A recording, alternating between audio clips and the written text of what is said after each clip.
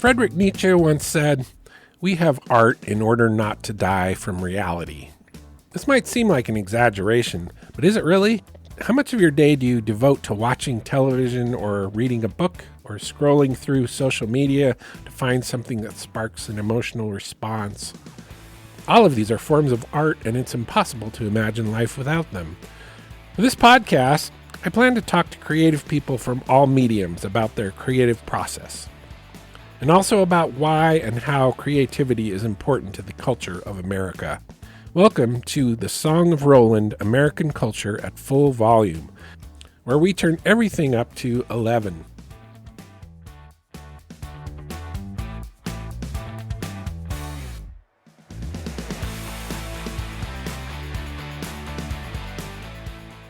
When we did this first reunion show, it was such a strange thing. I mean, this was in Polson at the fairgrounds in Polson, and I took Terry's place. Mm-hmm.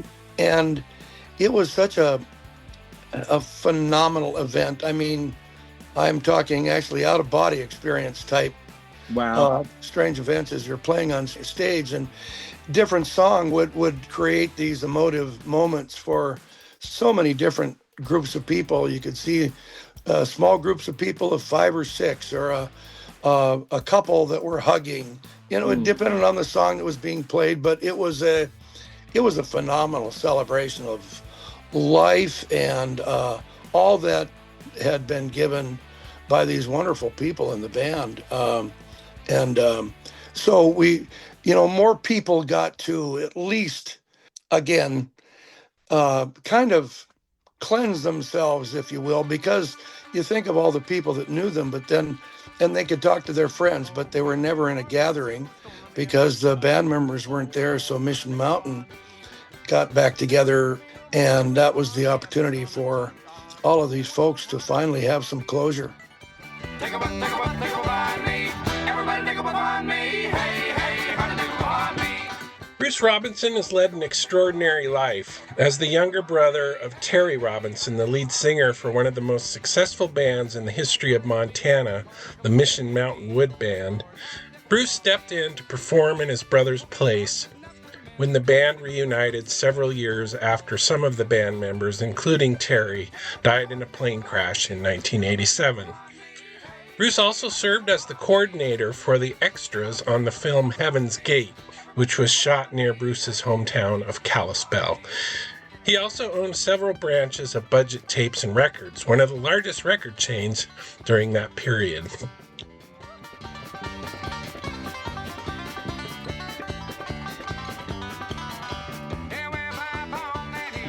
Did you guys grow up in Montana? Yes, I'm from Kalispell. I'd been a musician and toured with Mission Mountain Wood Band, the Montana Band, my own band, Whiskey Jack out of Bozeman. Basically home base, and I'm a true Montanan at heart, even though I happen to live in Spokane Valley, but that's just my physical residence, but my heart is in Montana. Yeah, absolutely. Well, what was it like growing up in the Kalispell area? It's changed a lot since then. You know, I've talked to so many friends about this same topic, and I kind of an idyllic setting, I think, just because of the beauty and the topography of the area. Yeah. We had a place on Flathead that my dad purchased around 1955, but lots of outdoor activities, Glacier Park, Flathead Lake, any of the lakes in the area. But it was the kind of thing where, you knew when to come home when the streetlights came on. Yeah. You could leave your door unlocked, and the neighbors, everybody knew everybody.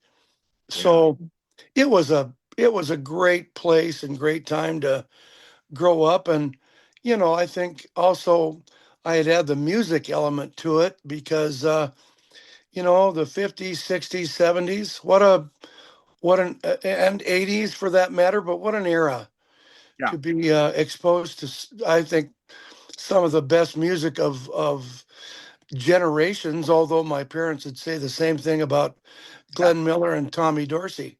Right. Yeah, exactly. You know what I mean? Yeah. So were you older or younger than Terry? I was younger. Mhm. I was 5 years younger than Terry, but it's kind of the family dynamic. We were we were very close, very tight. Um, and even when he went on the road, and then I joined them at a certain point later on, Hmm. and I helped road manage and did ran sound and did that, and then and I would do encores with them because I was a musician as well. Hmm. Uh, but after the tragedy in '87, and we reformed from the original members of the Mission Mountain Wood Band that obviously weren't part of that tragedy. We reformed and started doing reunion tours back in, I think our first one was early '90s. Mm. We did in Polson, and then we played a number of concerts later on in the '90s. And gosh, we covered quite an area. And we did that intermittently through, oh, I guess I was with them until 2004-ish. Mm. I mean, to the point where we did, even though I'm a Bobcat, we did all the, uh, we sang, we sang the banner, Star Spangled Banner at Grizzly Homecoming for quite a few years in a row. It was so fun. Yeah, And I bet. great to reach back in the bag of tricks and still, and continue that 15 minutes of fame Yeah, um, to us, to our, to Montana. And it was again, it was quite a gift and a treat to, especially touring with them. Gosh, I think we did 48 states in a year. wow. Yeah, yeah, it was in a big scenic cruiser Greyhound bus. Yeah.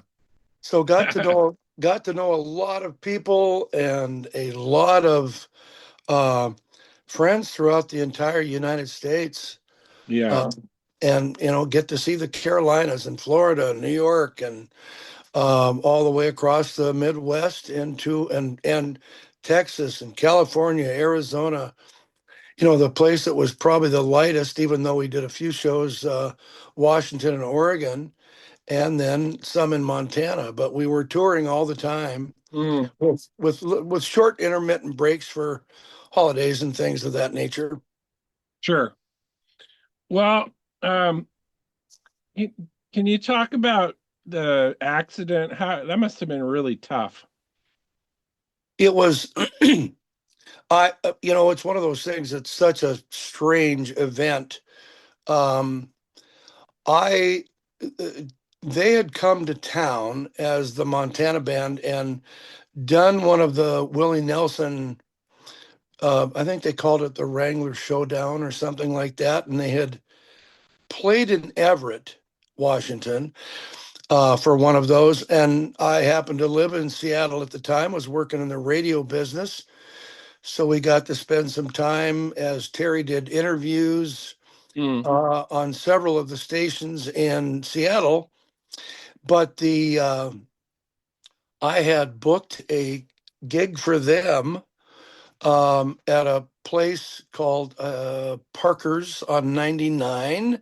Mm. And typical of the Montana band, Mission Mountain, but Montana band in particular, here's a place that held, I think it held 700 or so, and of course, it was people out the door. It was so jammed. I'm surprised we didn't get closed down. Mm. Uh, but I had my bags packed. We were going to do that show, and then I was going to jump on the bus with them and then go to this.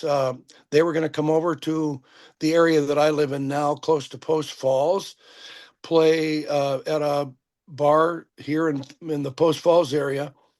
Um, I won't go into all the detail, but something happened that I had to stay in the Seattle area instead of going with them on the bus and to these to this, well, actually, even on the plane with them to fly to the lakeside area of Flathead Lake, where that tragedy inevitably happened. And Oh, I guess you could say I dodged the bullet because of wow. a circumstance. And I had gone. I had to go. I actually went on a hike to Mount Rainier. I didn't know about it until because I that was around July 4th. I didn't know about it until I got home Oh, on the 5th of July. wow. And sheriffs, people, all kinds of notes on my apartment or my house in North Seattle, and didn't know about it until I got home, and then quickly flew back to Kalispell for all the events and to get together with family and Yeah, all the above. So yeah, it was a tough one, and yeah, yeah, much more than that. I think of all the people that they had touched, yeah. and my phone never stopped ringing. It was Mm, literally thousands of people, I'm sure. Yeah. and stuck around for a month as we did the memorial service Mm. and celebrated them. Yeah, that's good. So how many siblings do you have? I've got one other older brother and a younger sister, and the my older brother and I have lost touch over the Mm. years for a number of different reasons. But my sister and I probably talk at least 2 times a day, Oh, wow. and she's still That's in great. Kalispell. So when I get over there, as we are going for this next week, I'll see her Mm-hmm. quite a bit. But those are the four amigos as far Yeah. as the Rob. Terry, the oldest, Doug, the next. I'm the third, and then my sister is younger. Hmm. Well, I'm just so sorry that happened. It was just so tragic for so many reasons. But yeah, thanks for talking about it. If I could just segue into one little Yeah. piece. When we did this first reunion show, it was such a strange thing. I mean, people, this was in Polson at the fairgrounds in Polson, and I took Terry's place, Hmm.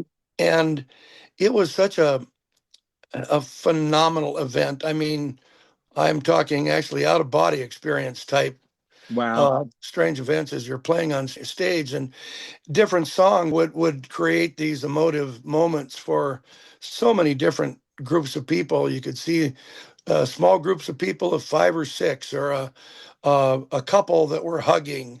It Mm. depended on the song that was being played, but it was a phenomenal celebration of life and all that had been given by these wonderful people in the band. And so more people got to at least, again, kind of cleanse themselves, if you will, because you think of all the people that knew them, but then, and they could talk to their friends, but they were never in a gathering because the band members weren't there. So Mission Mountain got back together, and that was the opportunity for all of these folks to finally have some closure. Yeah, that's great. Well, Yeah, it's really cool that that came out of it. yeah, it was wonderful. Yep. Yeah.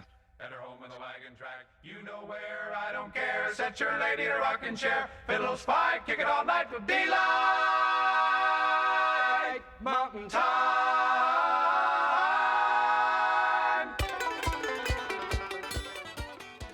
So let's talk about Heaven's Gate. Yeah, certainly. Yeah. So talk to me about how you got involved in the film first. Well, I had moved back to Kalispell, and I had opened a number of record stores, Mm. um, which were several in Montana and one of all places, in Logan, Utah, because we were going to expand into the Utah area, and we had great success. Um, but as I worked my record store in Kalispell a lot, other than traveling to the other stores. But I had given them a picture and gone out and done a very, very brief interview and they took your picture, and I never got a call back, just as an extra Yeah. for the film. And so time went by. I never got a call. I just figured, okay, they've got enough people. But the casting director and one of the ADs, actually the number one AD, would come into the record store to buy music and sort of things. And one day they came in, and as he was buying his music, I said, I never got a call back, and had been a I had gone out to the fairgrounds to go through the interview process, and he kind of did one of those interesting where you put your forefinger, your hands together, almost like a frame of a camera, right? Oh, He did one of those things, yeah. and he looked at me for a couple minutes. He says, "Well, that's interesting. I don't know why." He said, Uh-huh. "So let me look into it, and I'll get back to you." That afternoon, I get a call. Said, Wow. we'd like you to come do a 3-day shoot. And so I was very excited. And Yeah. that's how it all kind of kicked into gear. And I was trying to remember prior to this how long I was on it, but it was several months, I think, Yeah. um, as we did all the filming in a building out south of Kalispell, went up to all of the work that was done at Many Glacier and into a couple of other areas around the park. One, big one was, of course, the battle scene that they did. Yeah. Um, and lots of late nights we worked, or I worked in Wallace, where they had rebuilt part of the town, Right. and the train station scenes. It was fascinating. And as they got more comfortable, it was interesting to me as they got more comfortable with certain people being around the camera, because Chimino was quite the perfectionist, Hmm. as we will discuss, I'm sure. But um, I ended up in a fairly short period of time being the extras coordinator, Right. and so kind of a core group of 50, but up to 125 to 150 different Wow. people, Hmm. and that was, it was more like herding cats. It was a matter of getting people to wardrobe by, it depended on where we were going that day, but typically on buses, like I say, going up into the park or close to the park, and these remote shoots, and then getting back late at night to turn around and, as the coordinator, be there at, roughly 2 in the morning Yeah. to again get everybody together, and kind of what the idea was for the day, and what they were filming that particular day. So it was an eye opener, having been in the entertainment business via music, and then really getting to know more about the film industry and what they would go through. Everybody from, trying to remember, Vilmos Zsigmond, who was he had Oh, won the cinematographer. right. He did it for the deer hunter too, right? Yes, he did. Yes, he did, and I'm sure that's why Michael brought him in at the time. Yeah. And really good guy, and the wardrobe people and the whole crew. They were regulars at our store. So as I'm on the doing the film, and then we start to recognize each other, and that included the actors and again a lot of the crew members that we got to know, not only through the record store, but obviously as you see them at the sites. It turned out to be kind of a family. Yeah, I'm sure it did. Yeah.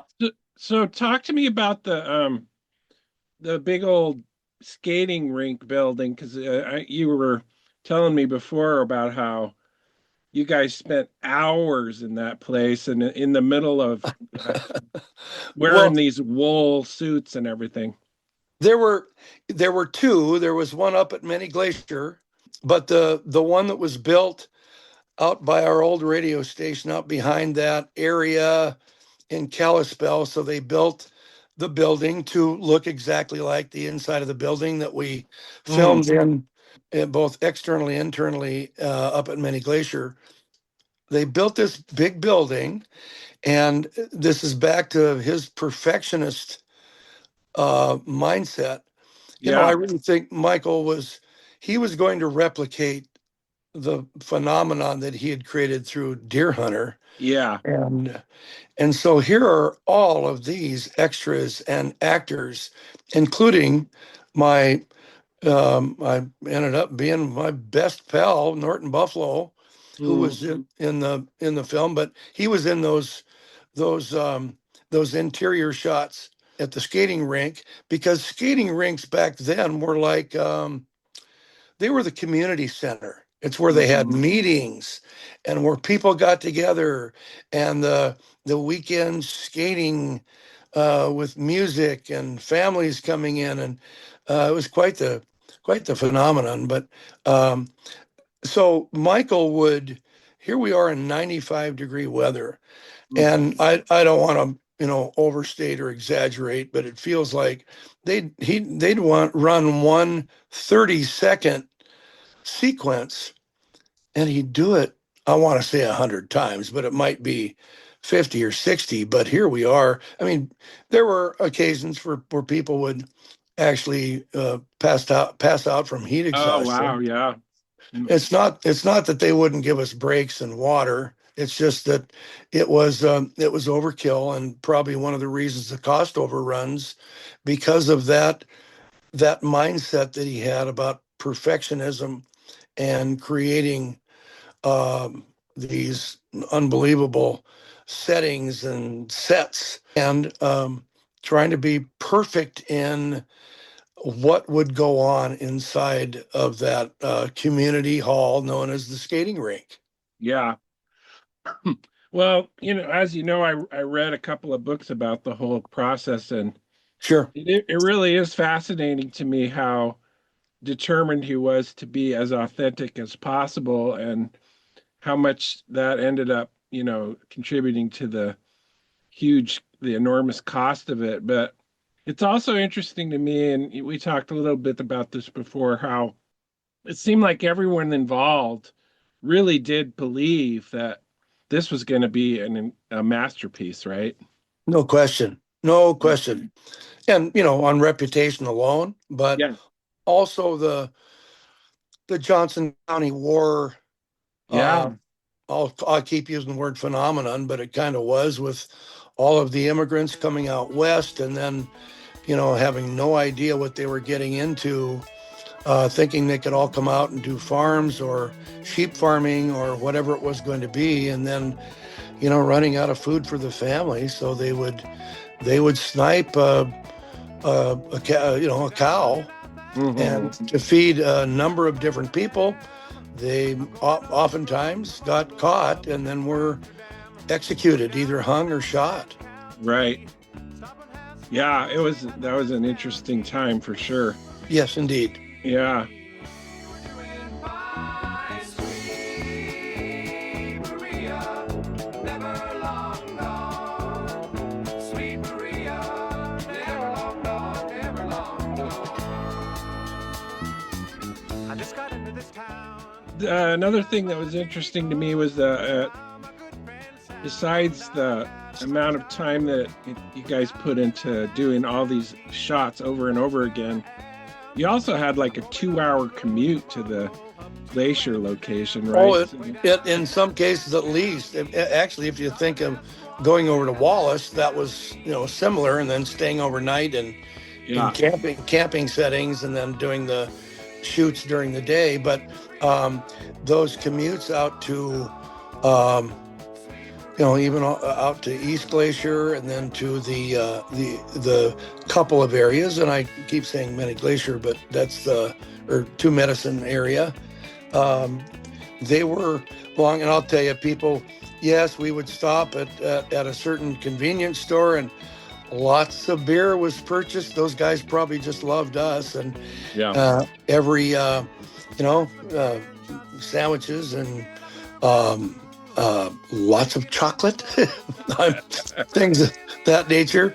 But and people would consume their beer on the way back, and then basically you're so exhausted from the day's work that there are lots of sleeping getting done, because again you're up early and staying out late and coming back to rinse and repeat the next day. Yeah. Well, I'm sure there was a certain atmosphere of just having fun too, with it being a movie set. I mean, there's bound to be some entertainment value just to that alone. But I also heard some rumors there was some drugs going on too. Oh, um, all I can say is duh. But Yeah, the 70s. yeah, it was the 70s, and even in my record store, we sold, um, bongs and pipes and papers and Mm. and all kinds of things for cocaine. Mm. Those little packets that you'd buy, or the little one-hit bullets, but those, I mean, those would go out daily in mass, Right. and that was a lot of the crew. Mm. Not the actors quite as much. There were a couple uh, that probably should go unnamed, but yes, there were some a lot of drugs. And now, as far as it being on the set and those kinds of things, I have no doubt. Yeah. We didn't see that element of it because we were all sequestered basically in one area, and Hmm. then we'd go to lunch and then go back, and then they would call us um, for the different scenes, um, and then go back to the area that we were not housed in, but where we were sitting or hanging out Yeah. until they would call us for the next shoot. And sometimes it was part of the group, sometimes it was all of the group. Mm. So as far as drug use, no question. It was, Yeah. again, like you say, it was the 70s, and it Yeah. was it was very, very prevalent. Mhm. And if I were to expand on that, because there were so many musicians involved in this, with Chris Christopherson and Steve Bruton and Chris's band, and the number of places that all of these guys were playing. Ronnie Hawkins, they were all playing at different places around the valley. It seemed like every night. Mm. So there we were, everybody was getting to know each other that way as well. So lots of music. I think it felt like I was at Norton's gigs, or where he would sit in with the Mm. house band, or if it was even a night where the whole Bruton group would get together and play at a certain place. It was so fun Yeah. uh, to get to be part of that, and the reverie, and again, I'll say camaraderie, because you get to know these people. They all, and Montanans in general. I mean, everybody ended up being kind of like a family. Um, and a lot of the local guys, a number of them from Whitefish that I knew, that were actually ended up being, I won't call them principals, but had parts and speaking parts in the movie. Mm. So they all kind of rose to some prominence for a short period of time, and but they too were part of the music scene and participating in the fun and frivolity that we all did back in the 70s during that film. Hmm. So did you live at the Outlaw Inn, or did you were probably staying at your house, right? Yeah, I had my house, but Right. I will say that that was kind of the epicenter for a lot of the activities.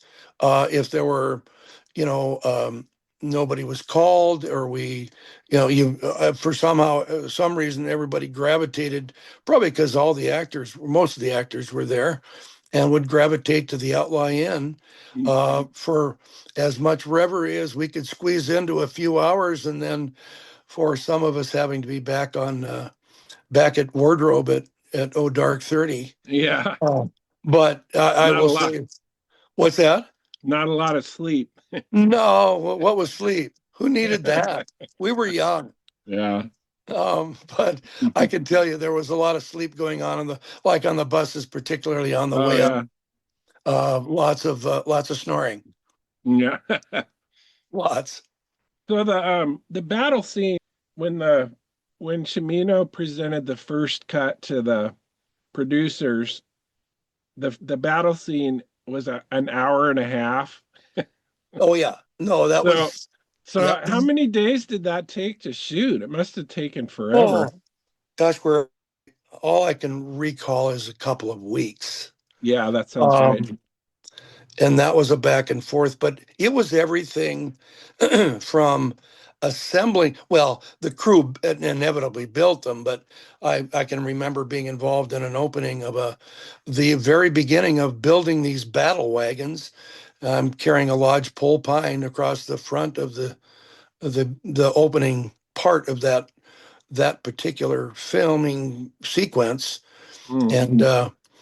and even got I I even got to say a few words, that was unscripted. It made the long version. Oh It yeah. and the last, that was kind of funny because I've watched this movie over and over because I know where I'm at in the movies and my friends. Um, but I think it even made some of the other edits. But you weren't they didn't want people that weren't principals or that didn't have scripts to have verbiage in the film. So it got cut from a couple of the edits and it made Yeah. it on others. And I've seen all the above where I didn't get to hear myself, and other ones I did, and it was interesting to see the evolution of this. And even today, I think it ended up being a very, and you would know this better than me, but it was very popular in Europe. Yeah. Yeah. And just wasn't popular here. And what I was trying to remember when you and I talked, wasn't the first complete film, wasn't it 4.5?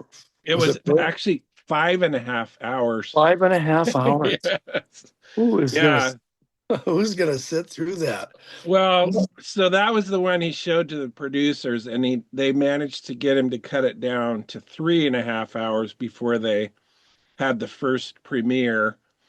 But yeah, I think the saddest part of the whole story is that the the gossip about the cost of this thing had spread around the industry so much by the time it came out that everyone was prepared to hate it, which is why I think it got such bad reviews. Yeah, Because I, it's I not a horrible film. It's actually a decent film, but he had alienated so many people by the time it came out, which is really sad. well, the excess, everybody knew about it. But that wasn't anything we were part of. We just Sure. everybody knew about it. And I think the excess again was one of those things that didn't bode well with blue collar people up in Northwest Montana, or Right. even the white collar types. It just was that excessive nature wasn't well accepted, and I think you're absolutely right. That spread through the industry, so it really set a tone for people, not those of us that worked on it, but many of the others outside, hoping that it would tank. Yeah.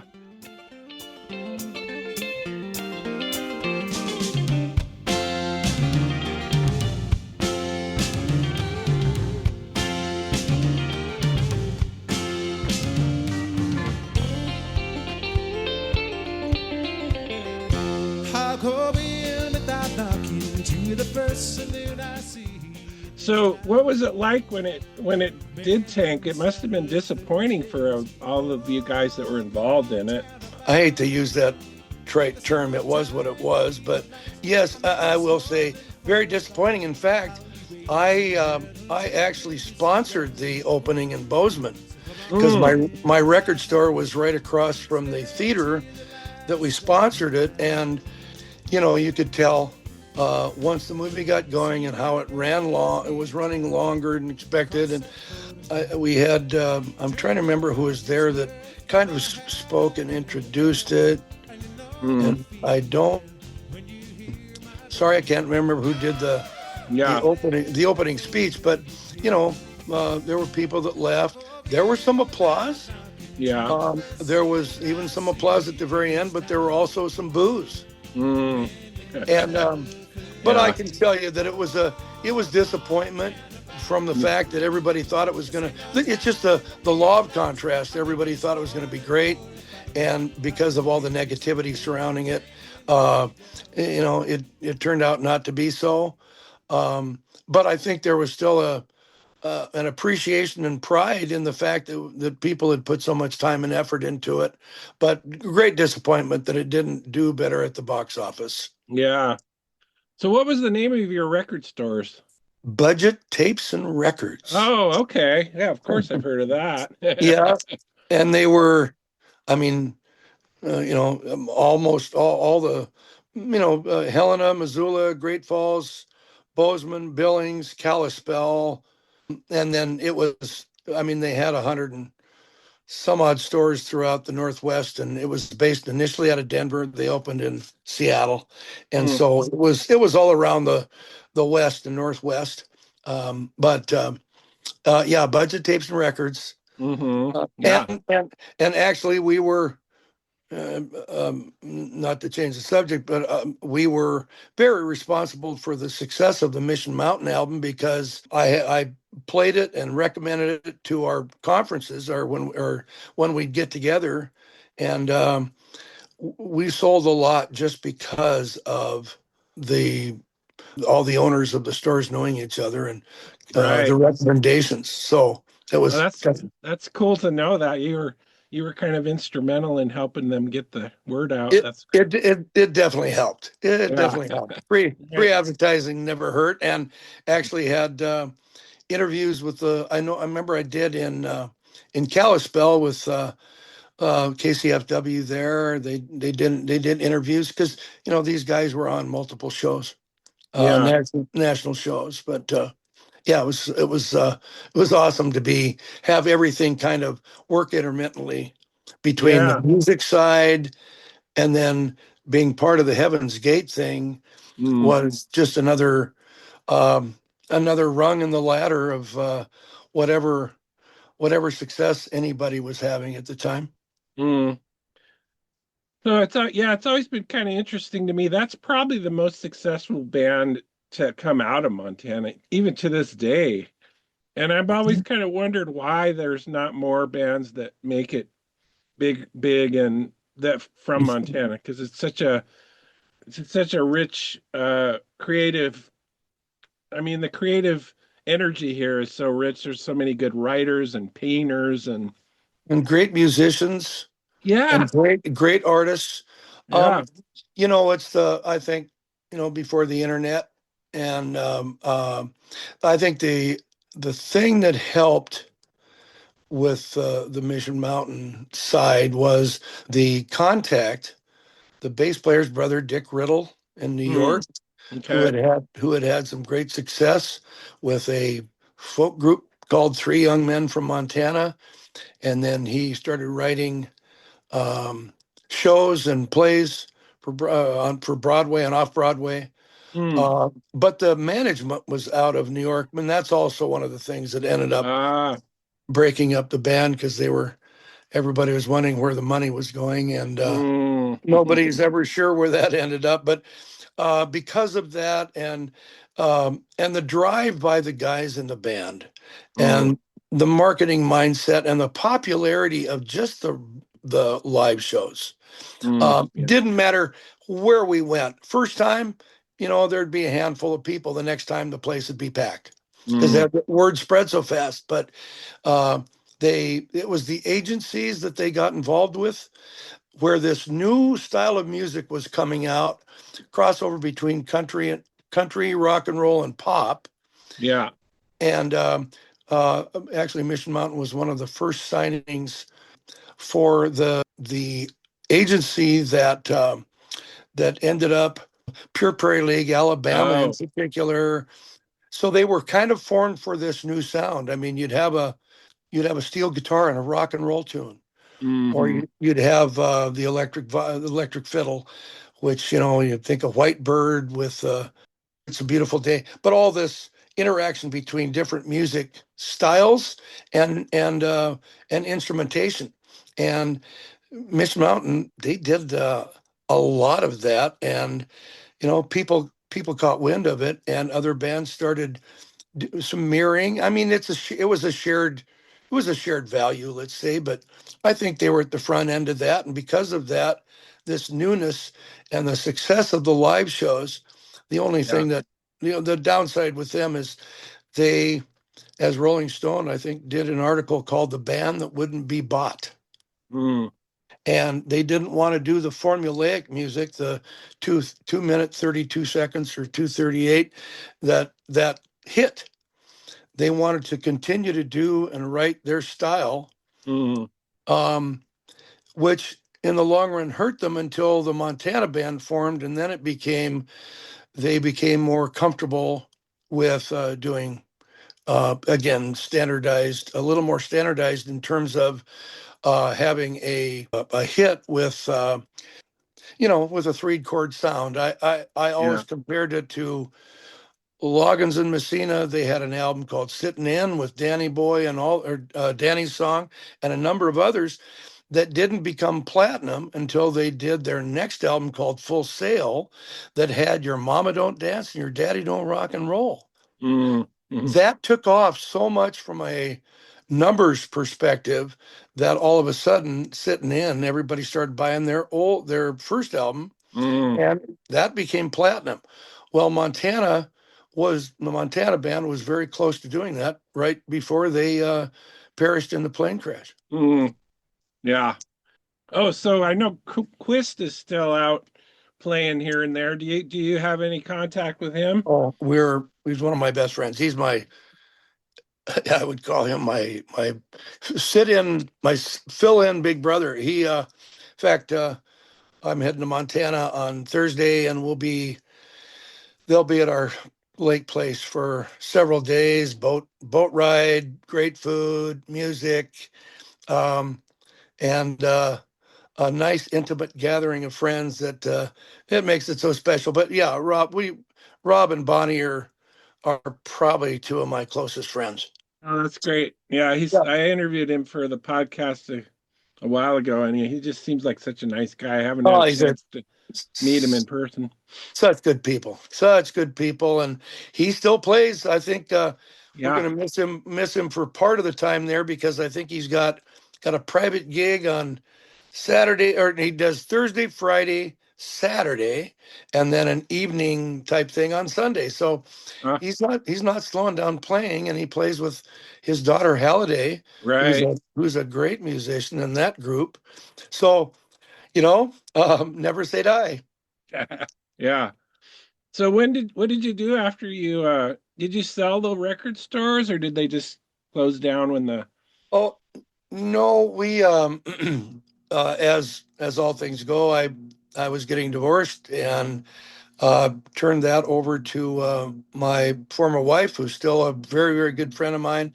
But I ended up selling assets and selling a building and the record store itself in Logan, Utah, to my manager.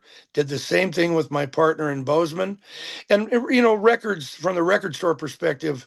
They weren't. That was not a. It was a really fun. If you're a music lover, probably as much fun as a person could have if they're not on stage.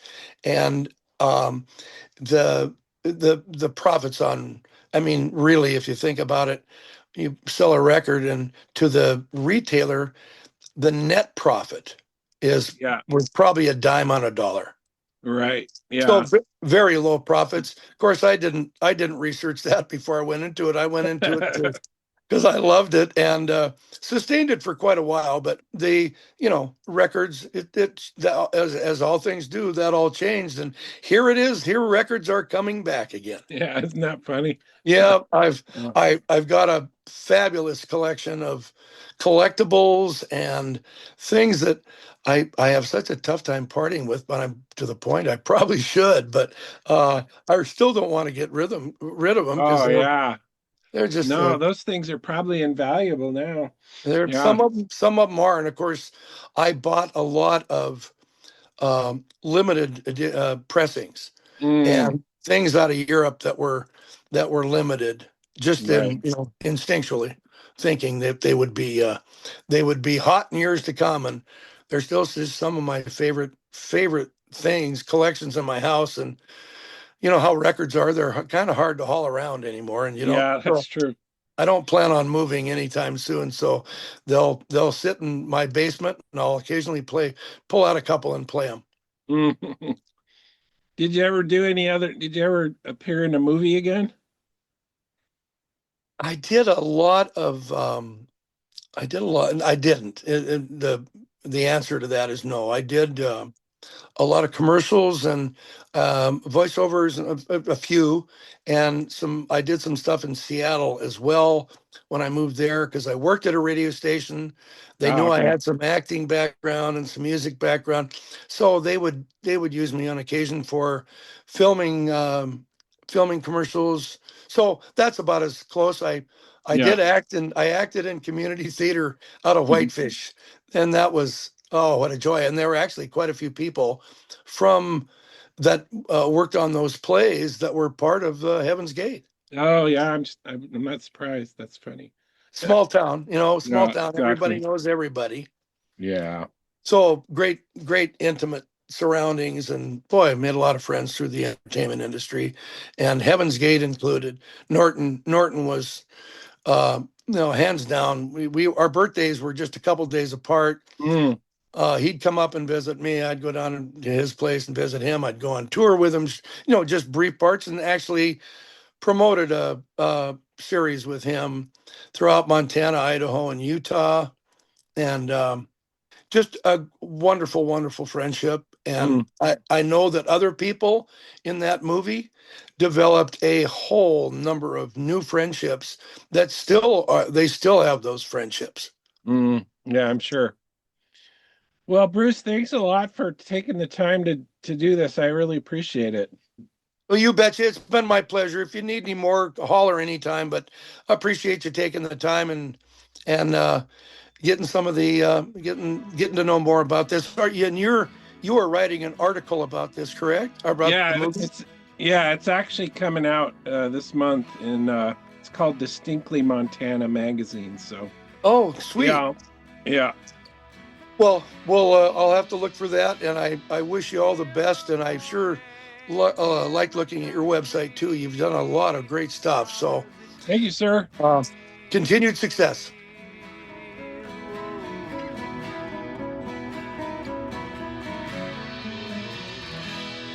In the morning, in the country, how does it feel?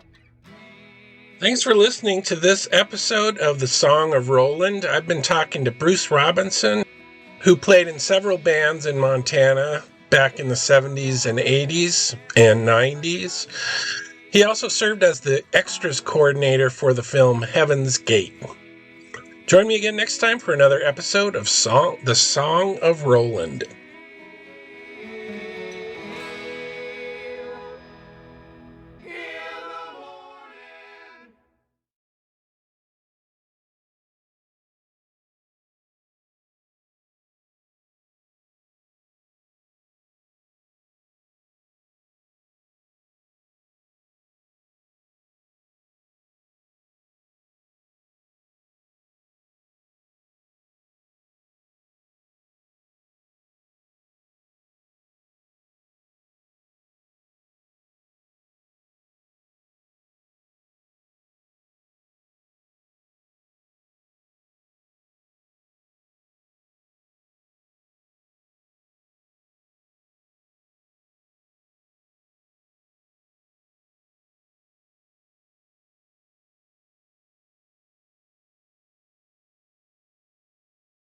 I also want to thank my son Fletcher for writing and performing some of the transitional music for this podcast.